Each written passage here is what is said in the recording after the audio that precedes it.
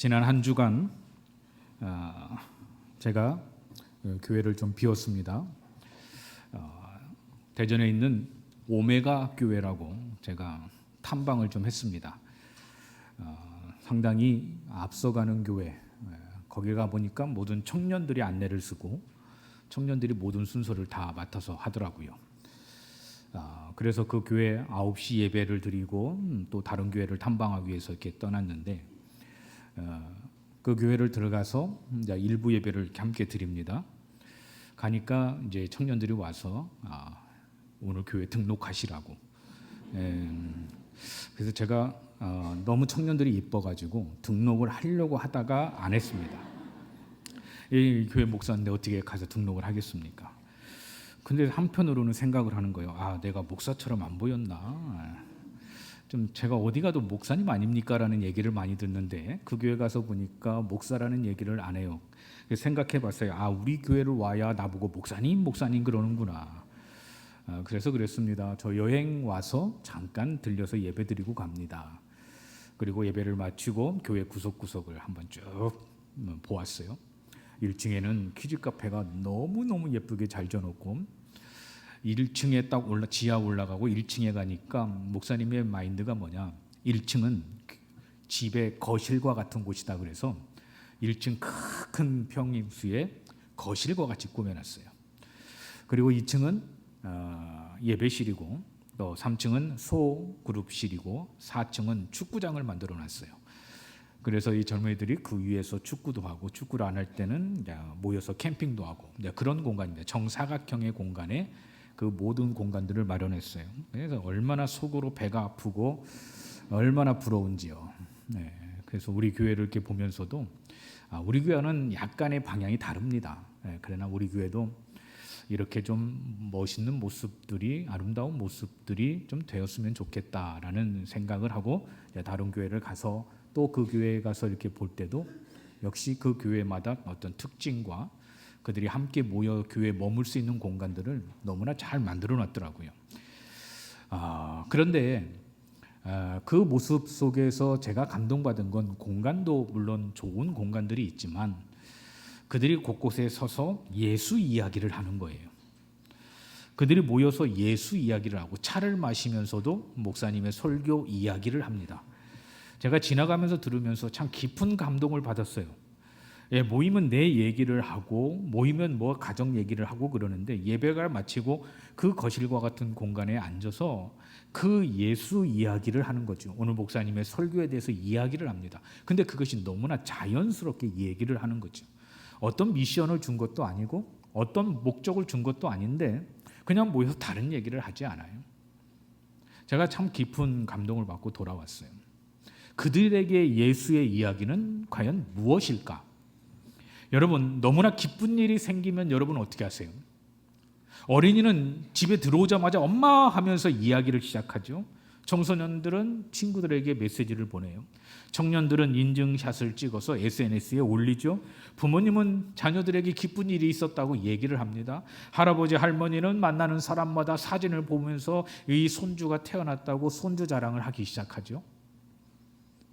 참으로 참 이상합니다. 사람은 정말 기쁜 일을 혼자 간직하지 못해요. 꼭 누군가에게 말하고 싶어 해요. 왜냐하면 내가 직접 경험했기 때문에, 내가 직접 그 은혜를 경험하고 그 기쁨을 경험했기 때문에. 어느 날 자녀가 학교에서 돌아오자마자 엄마에게 말을 했어요. 엄마, 우리 선생님 진짜 좋은 선생님이야. 그러니까 엄마가 물어요. 왜? 선생님이 어때서? 근데 이 아이가 대답했어요. 내가 오늘 운동장에서 넘어졌는데 선생님이 제일 먼저 달려오셨어. 그리고 나를 업고 양호실에 가서 나에게 약을 발라주셨어. 이 아이는 이 선생님에 대해서 알지 못해요. 어느 학교를 나왔는지, 어떻게 공부했는지 아무것도 몰라요. 그냥 이 아이는 한 가지 분명히 알았어요. 내가 넘어졌을 때 나에게 가장 먼저 달려와서 나에게 약을 발라주신 가장 좋은 선생님, 이 아이에게 자신이 경험한 것을 자랑하기 시작한 거죠. 여러분, 이것이 바로 증인입니다. 증인은 자신이 본 것, 들은 것, 그리고 경험한 것을 말하는 사람을 증인이라고 말합니다. 예수님은 제자들에게 단 한 가지를 명령하셨어요. 내 증인이 되어라. 이 말씀은 제자들뿐만 아니라 모든 이 시대를 살아가는 모든 크리스천들에게 하시는 주님의 명령입니다. 누가는 책을 2권을 썼어요. 첫 번째 책 누가복음은 예수님의 이야기입니다. 두 번째 책 사도행전은 예수님을 믿는 사람들의 이야기예요. 그래서 누가복음은 예수님의 이야기라면 사도행전은 그 예수를 믿고 변화돼 거듭난 사람들의 복음의 이야기, 그들의 삶의 이야기죠. 그런데 누가는 의미 있는 표현을 써요. 1절의 말씀에 보면 예수께서 행하시며 가르치시기를 뭐라고 되어 있어요? 시작하신부터 그랬어요. 이 말은 누가는 끝났다라는 말을 쓰지 않아요. 시작이라는 단어를 씁니다. 왜? 예수님의 일이 끝났어요? 누가복음이 끝났다고 그래서 예수님의 일이 끝났어요? 아니죠. 예수님의 일은 끝나지 않았어요. 예수님은 지금도 살아계시고 역사하여 주셔요. 다만 방법이 바뀌었을 뿐이죠. 예전에는 예수님께서 육신을 입고 일하셨어요. 그러나 지금은 교회를 통해서 일하셔요. 예전에는 예수님께서 갈릴리와 예루살렘을 다니시면서 일하셨어요. 그러나 지금은 예루살렘과 유다와 사마리아와 로마까지 이르러 오늘 이 시대를 살아가고 있는 우리에게까지도 예수님의 이야기가 전해지고 있어요. 여러분, 우리는 사도행전을 읽는 사람이 아니라 살아가는 사람들이에요. 그래서 사도행전은 끝난 책이 아니에요. 그래서 우리가 액트 29 사도행전 29장의 이야기는 누가 쓰느냐? 바로 우리가 쓰는 거예요. 사도행전 28장은 성경에서 28장으로 끝나지만 사도행전 29장은 바로 우리들의 이야기죠. 신앙의 이야기. 그래서 오늘 말씀을 통해서 저는 3가지 은혜를 여러분과 나누고자 합니다. 첫 번째로, 증인은 예수님의 은혜를 경험한 사람입니다. 자, 3절의 말씀 우리 함께 읽도록 하겠습니다. 그가 고난 받으신 후에 또한 그들에게 확실한 많은 증거로 친히 살아계심을 나타내사 40일 동안 그들에게 보이시며 하나님 나라의 일을 말씀하시니라. 아멘. 예수님께서 부활하신 후 40일 동안 여러 차례 제자들을 만나시러 찾아다니셨어요. 왜 예수님께서 부활하신 후 제자들을 찾으러 다니셨을까요? 책망하기 위해서? 아니에요. 그들의 믿음을 다시 세우기 위해서. 그러나 제자들은 어떤 모습이었어요? 문을 잠그고 숨어 있었어요. 왜? 예수님의 제자라면 잡아가서 감옥에 넣고 다시 고문을 하기 때문에 그들은 두려워 문을 꽉 잠그고 있었어요. 그런데 그 잠긴 문이 예수님의 찾아오심을 막을 수가 없었어요. 여러분, 성도는 때로는 우리의 마음의 문을 닫을 수 있어요. 여러분, 신앙생활을 하면서 여러 가지 환경적인 조건으로 인해서 우리의 마음의 문을 닫고 신앙생활할 수 있어요. 그러나 여러분, 하나님의 은혜는 막을 수 없다라는 사실을 믿으시기를 바랍니다. 하나님의 은혜는 내 막힌 문을 통해서도 들어오셔요. 그리고 그 막힌 문을 통해서도 하나님의 은혜를 이루어 가셔요. 내가 실패했을 때, 죄를 지었을 때, 상처를 받았을 때 예수님은 우리의 마음의 문을 끊임없이 두드리고 계셔요. 그리고 말씀하고 있어요. 평안하냐? 아무개야 평안하냐? 우리 다시 시작하자. 여러분, 이게 복음인 줄로 믿습니다. 여러분, 우리의 신앙의 여정에서 여러분 늘 기쁨으로 신앙생활하는 사람들이 어디 있어요? 늘 행복하게 신앙생활하는 사람들이 어디 있어요? 어찌 보면 세상 사람들보다 더 힘들게, 더 어렵게 우리는 신앙생활하고 있어요. 그럴 때마다 주님은 우리 가운데 찾아오시죠. 계속해서 문을 두드리시죠. 그러면서 우리 가운데 말씀하시는 거예요. 아무개야 평안하니? 내가 네가 평안하지 않는 거 알아. 그러나 나와 다시 한번 시작하자. 부활하신 예수님도 문을 잠그고 있는 고 숨어 있는 제자들에게 찾아오셨어요. 그리고 말씀하고 있는 거지요. 너희에게 평강이 있을지어다. 그리고 제자들을 바로 세우십니다. 그리고 말씀하십니다. 너희가 내 증인이 될 것이다. 그냥 바로 찾아가서 너 내 증인이 되라 라고 말하는 것이 아니라 그들의 마음에 첫 번째로 주신 마음이 평안입니다. 평안. 그리고 나서 내 증인이 되라. 제자들은 실패했어요. 그런데 주님의 손이 다시 잡아주셨어요. 여러분, 제자들은 넘어졌어요. 그런데 다시 일으켜 세워주셨어요. 그래서 우리는 고백할 수 있습니다. 나는 부족하지만 증인이 될 수 있습니다. 나는 실패한 적이 있지만 증인이 될 수 있습니다. 나는 말을 잘하지 못하지만 증인이 될 수 있습니다.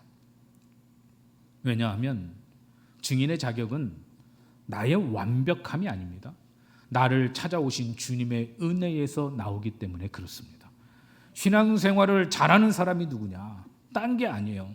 신앙생활을 잘하는 사람은 주님의 은혜를 아는 사람이죠.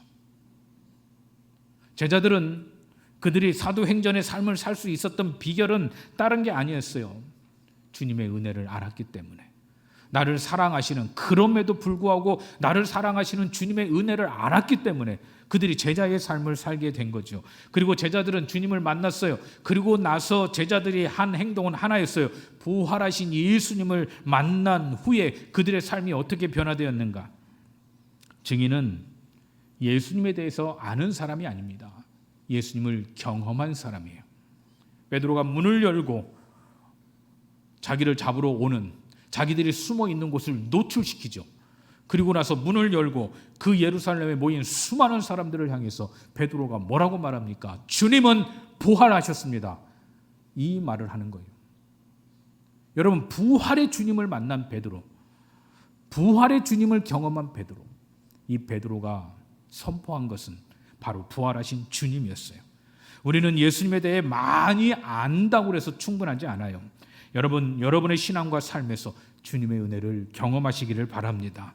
그때 우리는 말하게 될 것입니다. 주님은 살아계셔. 여러분, 그 교회에서 그 성도들이 예배를 마치고 나서 3, 4 모여서 커피 한 잔을 들고 거실과 같은 그 로비에서 그들은 소파에 앉아서, 의자에 앉아서 얘기하는 게 딴 게 아니에요. 오늘 예배가 길었네. 거기 보니까 예배를 1시간 반 드리더라고. 미치는 줄 알았어요. 저는 그냥 왜 이렇게 길게 하는가. 설교를 50분을 해요. 설교를 50분을 해요. 저는 설교를 25분 하거든요. 여러분, 목사로서 성도들의 마음을 이해하게 됐어요.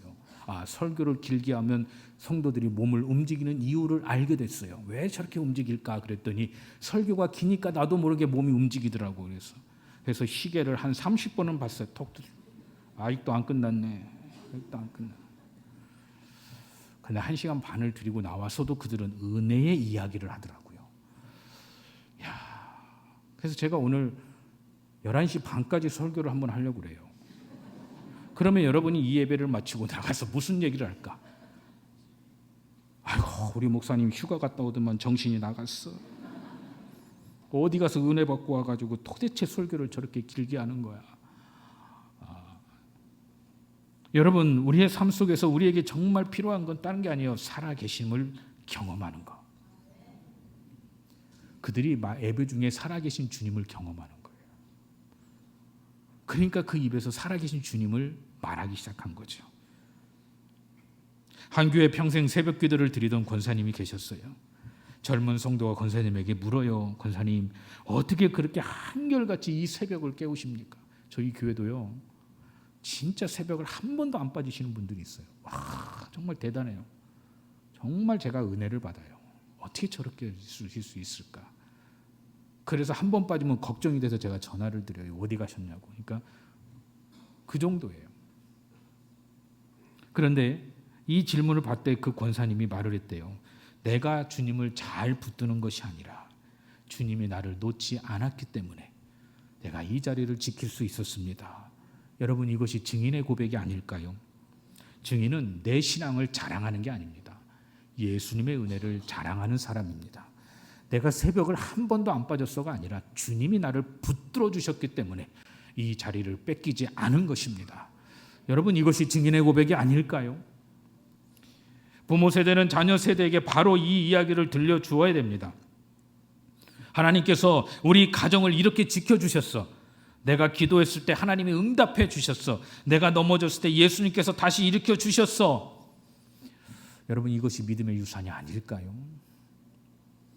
여러분, 이 믿음의 유산을 남겨줄 수 있는 것만큼 부모의 삶은 위대한 것이 없어요. 내 시간 속에서 받은 은혜를 자랑하는 증인의 신앙이 되기를 소망합니다. 두 번째로, 증인은 성령의 능력으로 살아가는 사람입니다. 자, 4절과 5절 말씀 함께 읽겠습니다. 예루살렘을 떠나지 말고 내게서 들은 바 아버지께서 약속하신 것을 기다리라.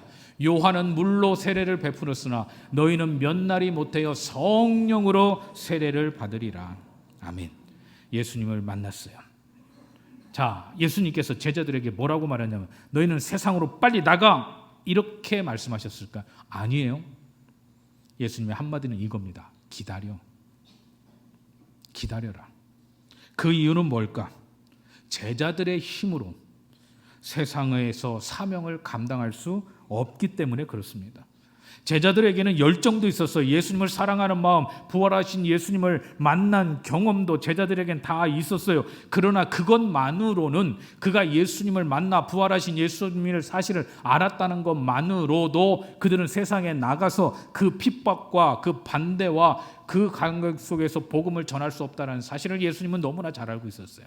그래서 기다리라. 그리고 나서 그들에게 반드시 뭐가 필요했냐? 성령의 능력이 필요했다는 사실이에요. 그래서 예수님은 말씀하셨어요. 오직 성령이 너희에게 임하시면 너희가 권능을 받고. 여러분, 권능은 성령께서 주시는 하나님의 능력입니다. 그래서 증인의 삶은 의지력, 결심만으로 사는 삶이 아니라 반드시 뭐가 필요해요? 성령의 도우심이 필요하다는 사실이죠. 여러분, 휴대폰 배터리가 1% 남으면 아무리 좋은 휴대폰이라 할지라도 여러분 불안하죠. 그 불안을 해소하기 위해서 우리는 뭘 찾아요? 충전기를 찾아요. 우리의 신앙도 성령 없이 버티려고 하면 지칩니다. 직분이 있어도 성령의 능력이 없으면 부담이 돼요. 오랫동안 교회를 다녀도 성령의 능력이 없으면 작은 일에 무너져요. 열심히 봉사해도 성령의 능력이 없으면 사람으로부터 받은 모든 말과 행동을 서운해하기 시작해요. 그래서 하나님은 더 열심히 해, 봉사의 직분 더 열심히 해, 땀 흘려 열심히 충성해, 그 말씀을 하시기보다는 하나님께서 가장 먼저 이 말씀을 던지시죠. 성령으로 먼저 충만해라. 여러분, 성령으로 충만하시기를 바랍니다. 성령으로 먼저 충만하라. 여러분, 성령 충만은 모든 세대에게 필요하죠. 성령의 능력은 평범한 일상 속에서도 나타납니다. 미운 사람을 용서하는 것이 여러분 성령의 능력이에요. 화가 날 때 말을 멈추고 기도하는 것이 성령의 능력입니다. 실패했을 때 포기하지 않고 다시 일어나는 것이 성령의 능력이죠. 복음을 부끄러워하지 않고 예수님을 믿는다고 말하는 것이 바로 성령의 능력이에요. 여러분이 할 수 있는 게 아무것도 없어요. 여러분의 힘으로 할 수 있는 게 아무것도 없어요. 여러분이 힘으로 미워하는 사람 용서할 수 있는 것, 여러분은 그 사람이 없어요. 오직 성령의 능력이에요. 성령이 하시면 가능합니다.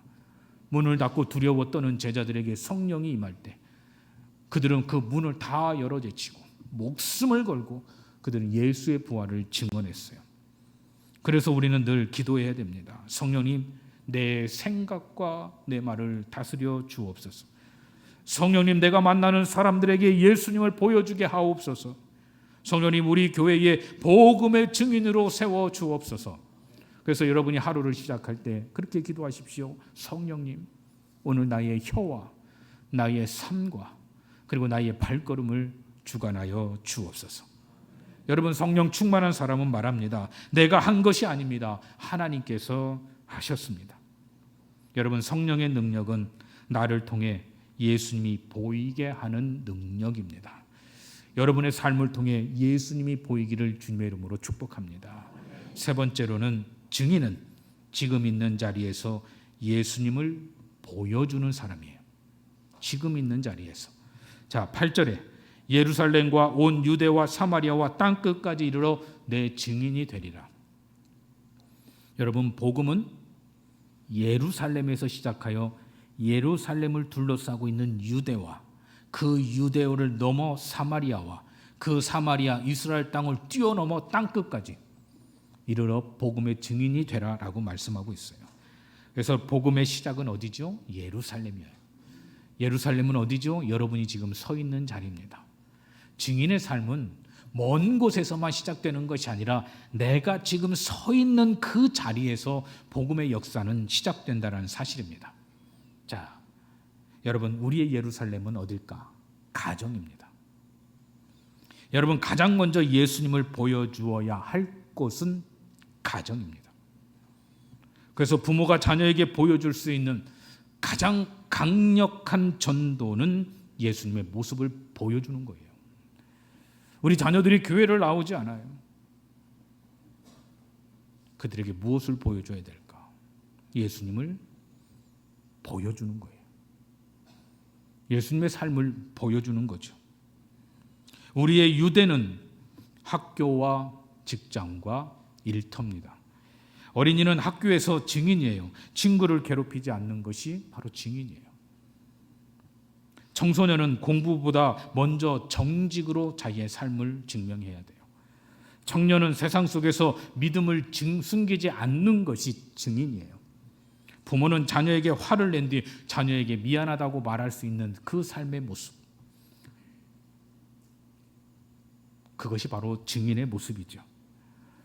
여러분, 우리의 사마리아는 어디입니까? 나와 다른 사람이에요. 제자들에게 사마리아는 가까우면서도 가기 싫은 곳이었어요. 아무리 아무리 부활하신 예수님을 만나고 성령으로 충만한다 할지라도 제자들이 꺼리는 곳이 어디냐? 사마리아였어요. 왜? 근데 예수님은 사마리아로 가라 하셨어요. 여러분, 나와 생각이 다른 사람에게 가라라고 말씀하고 있어요. 나의 세대와 다른 사람을 품으라라고 말씀하고 있어요. 내가 불편하게 여기는 사람에게도 다가가라 말씀하고 있어요. 여러분, 복음은 벽을 세우지 않아요. 벽을 넘어가라고 말하고 있어요. 여러분, 내가 마음에 들지 않는 사람에게 다가가는 게 얼마나 힘듭니까? 그 사람과 말을 하는 것이 얼마나 힘이 들어요. 그런데 그것이 나의 사마리아예요. 여러분, 내가 아무리 1시간 뜨겁게 기도해도 이상하리만큼 나와 다른 사마리아 사람에게 다가가는 게 그렇게 힘들어요. 여러분, 그것이 바로 나의 사마리아. 그런데 주님은 말합니다. 다가가라. 여러분, 전세대 통합예배는 서로 다른 세대가 서로를 하나님의 가족으로 받아들이는 예배, 이게 바로 전세대 통합예배예요. 어르신들은 다음 세대를 향해 말할 수 있어야 됩니다. 너희는 우리 교회의 소망이야. 우리가 너희를 위해 기도할게. 어떤 교회 갔더니 다음 세대에 위해서 아이들에게 많은 돈을 투자해야 됩니다. 그랬더니 누군가가 그렇게 얘기를 했어요. 저들은 돈만 쓰는 애들이지 무슨 헌금을 한다고 그래요. 저들은 돈만 쓰는 애들이라. 여러분, 자녀들이 돈만 쓰는 자녀들인가요? 그 자녀들의 미래를 위해서 투자를 합니다. 교회도 마찬가지예요. 이런 말을 할 수 있어야 돼요. 그들은 우리의 소망이에요. 여러분, 위에 앉아있는 우리 다음 세대, 우리 유치부, 우리 아동부, 청소년부, 청년부들 보십시오. 그들은 돈 쓰는 애들이 아니라 우리가 그들에게 비전을 심어줘야 될 애들이에요. 그러면 다음 세대는 어르신들을 향해 이렇게 말할 수 있어야 돼요. 우리에게 믿음의 길을 보여주셔서 감사해요. 우리에게 믿음의 길을 보여주셔서 감사해요. 여러분, 정말 우리가 다음 세대와 그 세대를 향해서 우리는 이 말을 주고받을 수 있어야 됩니다. 우리의 땅끝은 어디죠? 하나님이 보내시는 모든 곳이에요. 땅끝은 먼 해외뿐만 아니라 복음을 한 번도 들어보지 못한 이웃, 그들이 땅끝입니다. 여러분, 전도는 예수님을 드러내는 삶입니다.